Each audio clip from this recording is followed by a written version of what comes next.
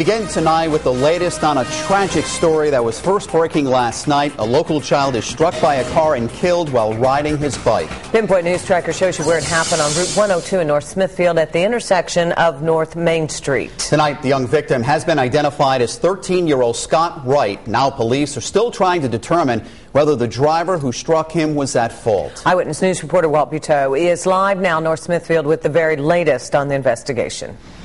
And right now, no charges against that driver in what started as a evening ride with 3 teens on their bikes. They're heading down North Main here. Police aren't sure if they were on the sidewalk here, but at one point they approached 102, and the lead rider, the victim, at least thought the cars had a red light.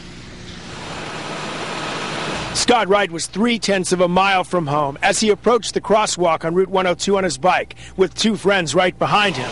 At that point, police say the light on 102 was red and the traffic clear.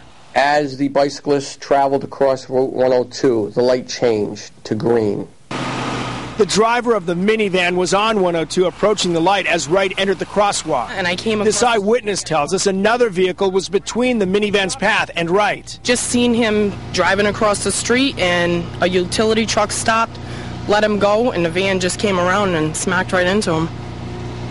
It was awful. It was awful. We're not going to speculate as to whether any other vehicles contributed to this accident at this point. Scott Wright was thrown about 40 feet after the impact, and now police are working on the details of the accident reconstruction report.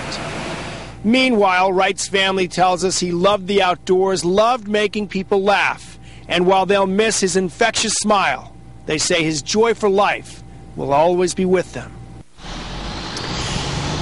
Right now, police tell us they know that these traffic signals are working now, and they also believe that the kids on the bikes probably had a don't walk signal as they approached that crosswalk. That's all part of the investigation. Tonight at 6, we will hear more about 13-year-old Scott Wright from the people who loved him most.